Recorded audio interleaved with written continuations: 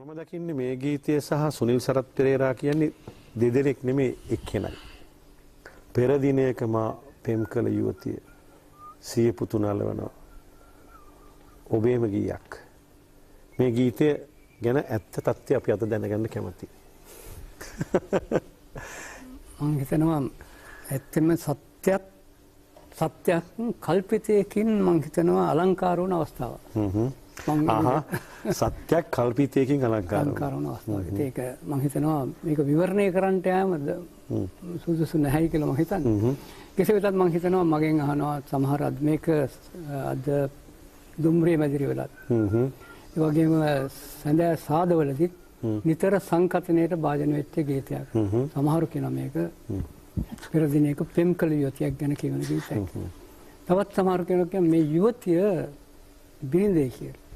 ඉතින් මම ඒ සියල්ලට ඉඩ තියලා මම මුනිවත රකින්නවා. මොකද හේතුව මේ රසයට බාධාවක් කරන්න මම කැමතියි. අමරසිරියට මොකද හිතෙන්නේ මේ ගීතය ගැන? ඇතැම් මේකත් අපි මේ කාලේ බොහොම මම අතවස මේ ගීතේ වයලින් වාදනය කරා ආචාර්ය පණ්ඩිත අමරජයන්ගේ ගායනයේ බොහෝ ගීතවල මම ඔය මට මතකයි මට වෙන සත් නැහැ සොරවර්ණ මේකත් මම සොරවර්ණ නෑ මේක ඇවිදින් මේ විශේෂ වැඩසටහනක් ඔව් සොරවර්ණ ඒ වගේ වැඩසටහන වලට මේ බොහෝ ගීත 70 දශකයේ ගීත වලට 80කට වගේ මම ඒ කාලේදී ගීත ගාන්නේ නෑනේ වයලින් වාදන කරලා හරි බොහොම රසවින්දේ කාලෙක ගීත නෑ මේ ගීතේ කියවෙන්නේ දැන් හැමෝම අහන ප්‍රශ්නයක් තමයි මේක තමන් ප්‍රේම කරපු පසුකාලීනව බිරිඳ බවට පත්වෙච්ච කෙනා තමාගේම දරුවෙකු නලවනවාද එහෙම නැත්නම් තමා කලින් ප්‍රේම කරපු තමා වෙනත් බිරිඳක් එක්ක ජීවත් වෙනකොට තමා කලින් ප්‍රේම කරපු යුවතිය දරුවෙක් එක්ක ඉන්නවා දැකපු අවස්ථාවක්ද කියලා තමයි අහන්නේ. සර් මොකද හිතන්නේ? මම කලාකෘතියක් කියන්නේ නෑ ඔබ දන්නවනේ සත්‍ය දේ. සත්‍ය මම හිතනවා මම මෙතෙන්දී මුණුවත රකින්නේ මේකේ රසය තමන්ගේ තම නැනපමණින් එතන තම අත්දැකීම් අනුසාරයෙන් විඳ ගන්නට අවකාශය තියෙන්න ඕනේ රසිකයාට. ඉතින් මේක මම හිතනවා ඒ රසයට බාධාවක් වෙයි කියලා. මට සමා වෙන්න ඕනේ මේකදී මම විවරණය කරන්න යන්නේ නැහැ. කෙසේ වෙතත් මම හැබැයි ඔබ එහෙම විවරණය නොකර ඉඳීම තුලම අපිට සත්‍ය අහු වෙනවා. මට හිතෙනවා ඔබ නෑ මම හිතනවා ඔබ ප්‍රේම කරන අවධියක ඔබ අත්දැකීමෙන් ලැබපු රසවත් බොහොම අපි මේක තවත් පැත්තකට හරවමුද මම කියන්නේ පොදු පැත්තක මම හිතනවා මගේ ගීතවලට බොහෝ දුරට බලපෑවේ කාලය බොහෝ දුරට විවරණය කරන කාලය අනිත්‍යතාව හා අනිත්‍යතාව තුළින් මතුවෙන සුන්දරත්වය. මම හිතනවා කාලයගේ බලපෑමත් ඒ වගේම අනිත්‍යතාවයේ අනිවාර්යත්වයත් මෙහි මම හිතනවා මම විවරණය කරනවා. හැබැයි ඔබේ රීතිය මේ ගීතේ පුරාම තියෙනවා. ඔව් මේ ගීතේ විතරක් නෙවෙයි මම හිතනවා මගේ හුඟක් ගීතවලට මේ මහ කන්ද ඔබ මා සමග අතිනත ගන්නා දවස මේ මහ කන්ද බැලුවා හිඳ ගම සිරස ඔබ මා අතර වෙන නුවරක ගියවිගස මේ මහ කන්ද බැලුවා හොරහින් මදෙස මේ ගීතවල තිබෙන්නේ අර කාලයාගේ ඇවෑමෙන් වෙන විපර්යාසය. ඒ වගේම මම හිතනවා මේ සිද්ධාන්තේ මට බොහෝ දුරට බලපෑවා මේ ඔය ජපන් සංකල්පයක් තිබුණා මොනන අවාරය කියලා. ඔබ දන්නවා ඇති ඔය මේ ඒකත් ඇවිල්ලා මේ බෞද්ධ දර්ශනයට අනුව බෞද්ධ දර්ශනයේ එකත් අනිත්‍යතාව.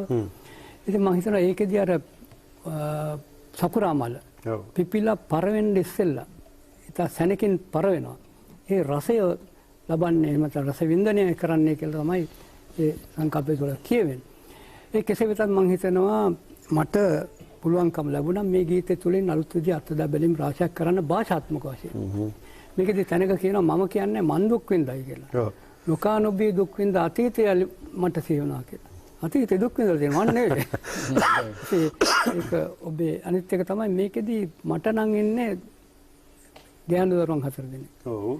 ඉතින් ඔබ හාරවසනවා මේ මොකද්ද සිය පුතු නලවනවා කියලා. ඒක හරි ඔබ ඔව් ඒක හරි. ඔබ හරි. තර්කානුකූලව හරි.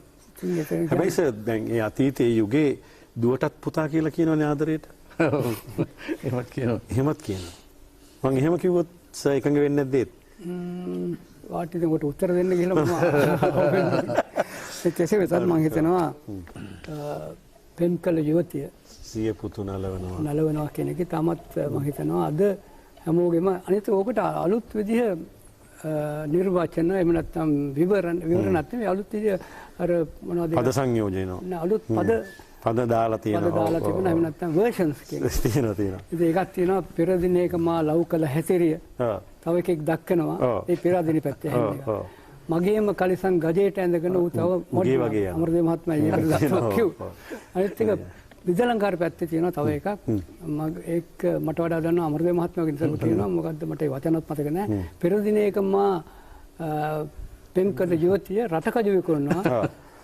මොකක්ද තවත් කතාවක් තියෙනවා ඔකට සම්බන්ධ. ඉතින් මේ versions මත වෙන මම හිතනවා ඒ ගීතයේ තියෙන ජනප්‍රියත්වය. එහෙම දැන් ඒ තමන්ගේ නිර්මාණයකට එහෙම උපසංස්කෘතියක් තුලින් එහෙම දේවල් නිර්වචන බිහි වුණා කියලා ඔබේ හිතේ කිසියම් ද්වේෂ සහගත හැඟීමක් උපදින්නේ නැද්ද? අනේ නෑ මට බොහොම සතුටක් දැනෙනවා. මොකද හේතුව මේ ගීත වලට එහෙම පෙළඹෙන්නේ ඒ ගීතයේ තියෙන ආකර්ෂණීය තත්ත්ව නිසා. තියෙන නිසා. හොඳයි.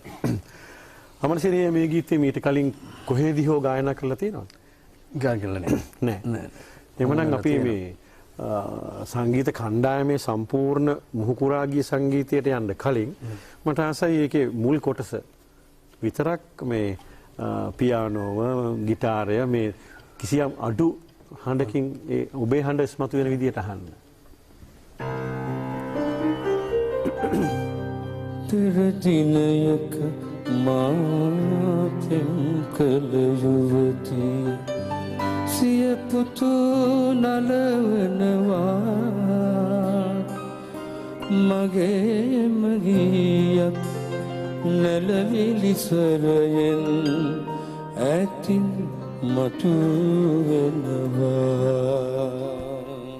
මේකට තවත් එකතු කරන්න දෙයක් තියෙනවා. මම හිතනවා මේ ගීතය මේ තරම් රසවත්ව කරන්න පුළුවන් වුණේ ඔව්.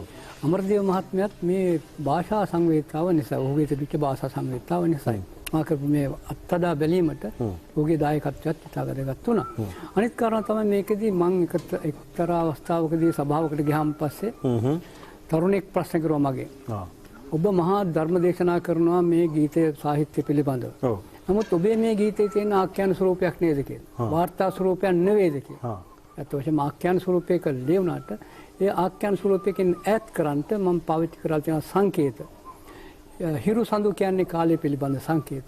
අනිත් එක නාමල් පූජිනවා කියලා කියන්නේ අපට අතීත ස්මෘතිය අපිට අතීත ආවර්ජනය කරන්ට මඟ පාදනවා ඒ වගේ යෙදුම්.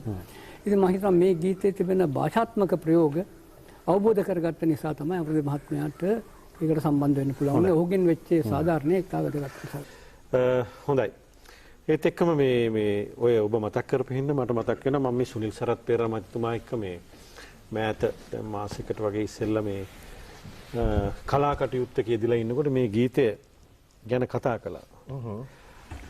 ඔහු ඇත්තටම මේ ගීතේ ඇතුළත ඔහුගේ ජීවිතයේ සමහර දේවල් තියෙනවා. ඔහු කිව්වේ මේ මම ප්‍රමාණයක් කියන්නම් එතනින් එහාට අහන්න එපා මහේෂ්. මේක මගේ ජීවිතේ කොටසක්. මේක මගේ අත්දැකීමක් මෙතන තියෙනවා.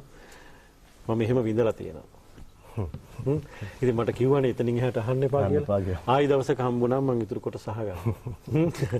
ඕක තමයි හැටි. හොඳයි.